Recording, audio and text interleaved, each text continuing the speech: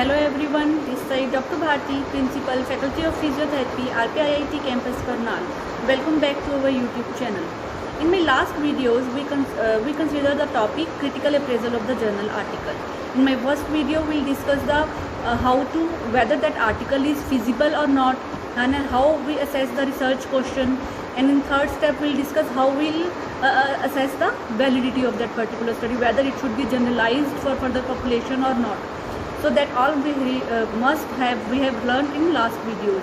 So in this session we are going to discuss about analysis part, how we analyze that particular data, because data we are collecting through simple sampling or from total population, or we have data become the raw data.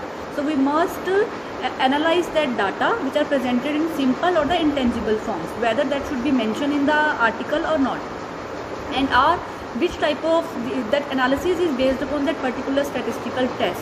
If we are taking experimental studies based upon that scale of measurements, outcome measurements, we decided which type of test using for which type of the study. So whether that statistical tests are used for particular variable and it should be correct or not. So this is what about statistical test we are using for that particular study, that must be mentioned in the particular article.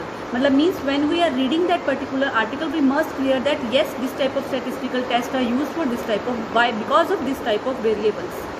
Now whether we are working on when we read that article, we must study that whether we work out that measurement of effect, like we have an ordered effect, we have an type 1 error, we have a type 2 error based upon the objective we are taking.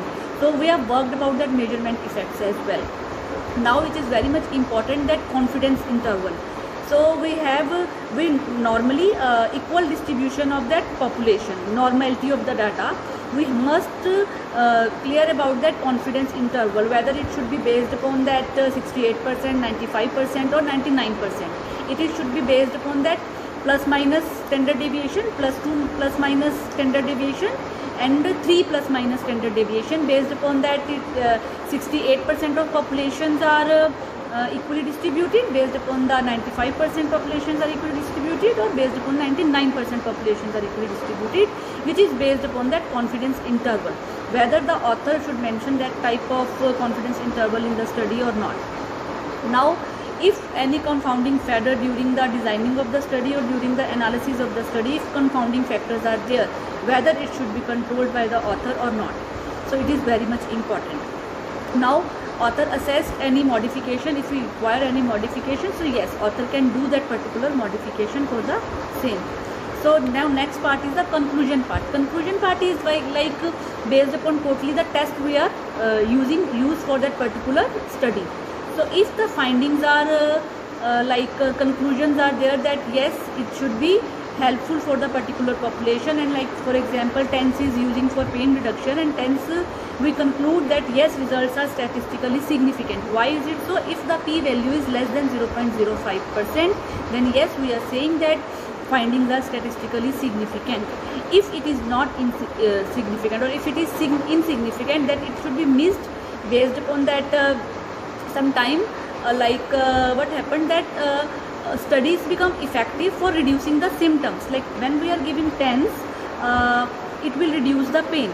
It was the result was that reduction in the pain, but that results are not clinically that results are clinically significant because it reduced the symptom of the patient, but it is not statistically significant.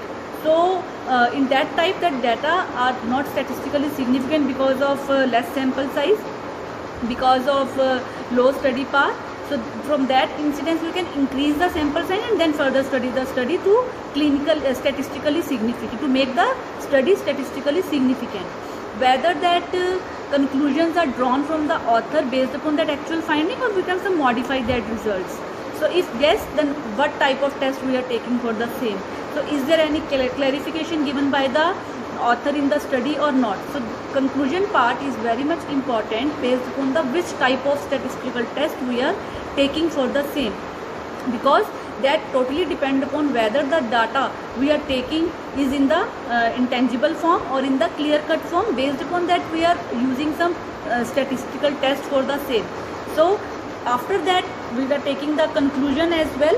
The next step is write the summary of the study, which is very much important, because after go through that all checklist, we must go summary for that 10 to 12 lines, where we put that what we are doing in that study, a proper opinion regarding the research paper. So summary is very much important, where we must conclude everything regarding title, regarding research question, regarding assessment of that particular validity part of the study, regarding any test we are taking, or conclusion part we are taking, and yes, limitation of the study, and what are the clinical practice, clinical relevance to a particular article.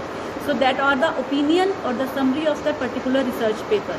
This is all about the how we critically appraise the journal article before going to search the research article.